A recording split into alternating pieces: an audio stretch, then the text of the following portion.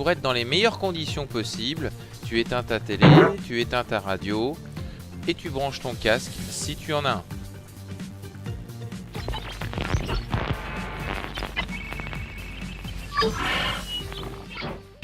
Commençons cette vidéo en se demandant si nous pouvons dissoudre n'importe quel solide dans l'eau. Prenons un tube à essai, mettons-y de l'eau, et je vais maintenant ajouter du sel.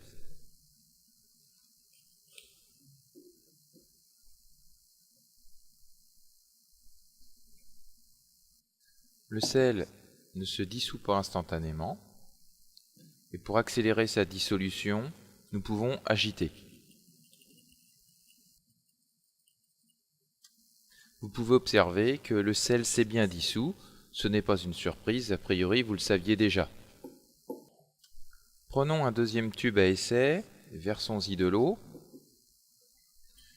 et nous allons ajouter un deuxième solide, cette fois-ci du sable.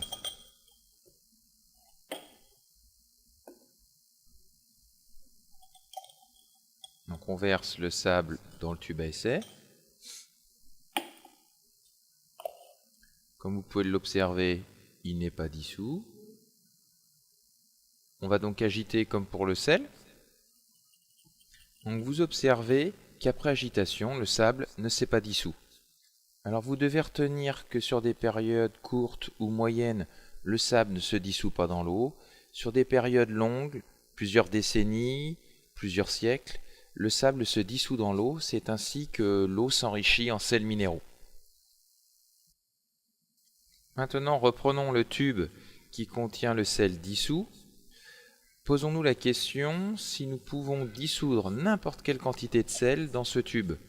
Ou va-t-il y avoir un moment où le sel n'arrivera plus à se dissoudre dans l'eau?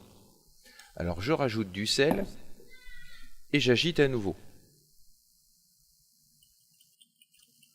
Comme vous pouvez le voir, le sel s'est à nouveau dissous. Donc rajoutons encore une fois du sel dans le tube. Agitons.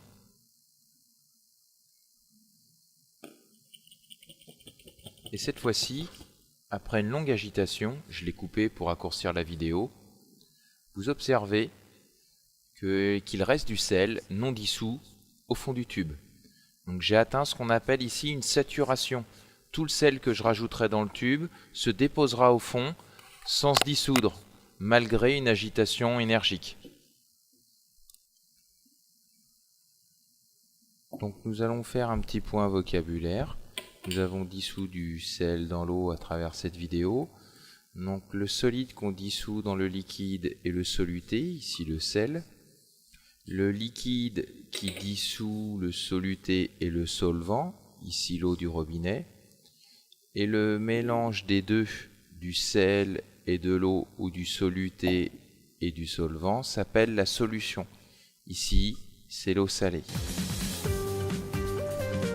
Alors une fois en classe, vous devrez vérifier que la masse du soluté se conserve pendant la dissolution. Autrement dit, il faudra peser de l'eau et du sel avant dissolution, après dissolution, et comparer. En fait, est-ce que la masse de l'eau salée est la même ou pas que l'eau et le sel quand ils étaient séparés?